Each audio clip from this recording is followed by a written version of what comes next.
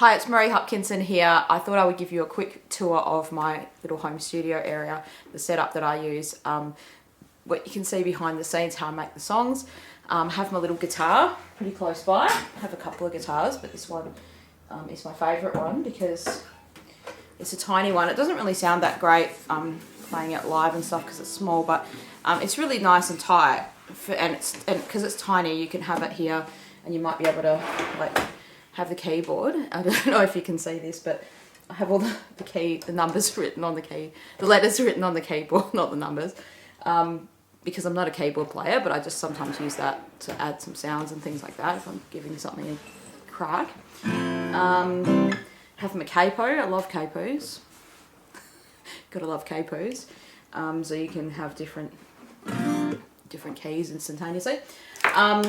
And what else do I have? I have a coffee. Usually have a coffee when I'm writing a song.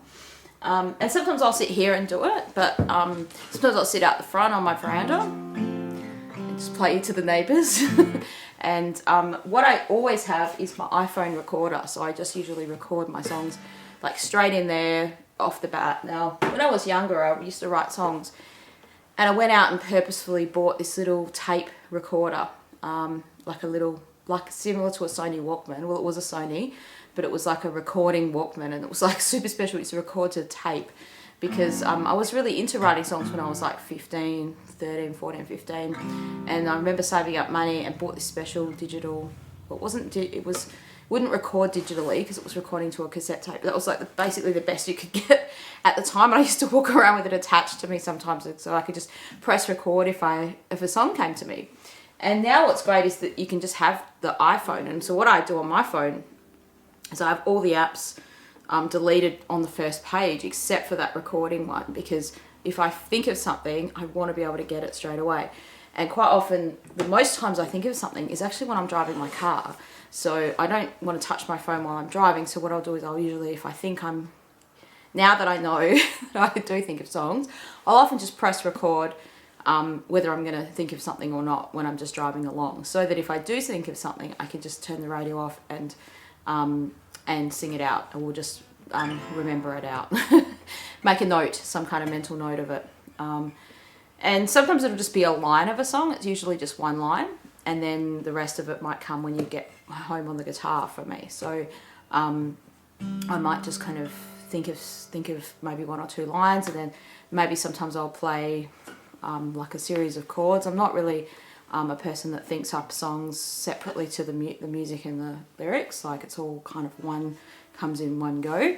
But then sometimes I might have something recorded on my phone that I did before, and I'm halfway through writing a song, and then I can go back through all those little old recordings and pick something that I didn't use from a different song and think, oh, that will fit with this song because it's a similar idea, or something just wasn't right about it that time, or it just wasn't the right time. So yeah, that's how I do it. Look, everyone's different. Lots of musicians have different ways. Some people just think of the lyrics. Some people are partnerships where they have two people doing it, or some songs I have 10 people can write a song. And certainly it helps once you've written the words and the chords, and you know the feel of the song, then you can probably get other people to help you with the next bits of it as well. So if you're a little songwriter or a big songwriter, if you're a budding songwriter, I should say, then just give it a go, because you don't know what your process is until you start doing it. And that's the biggest thing, is you just have to get started and just see what happens. And those first few songs you write are always going to be not so great. Well, maybe they won't be. Maybe you get lucky, but there's always some terrible ones, right? There's always a few dogs that are going to walk to the trestle table, wolf their way to the trestle table, as you would say in retail. But there's always a few, ones in the batch that aren't right, and that doesn't mean you won't use it later on. You might use it another time.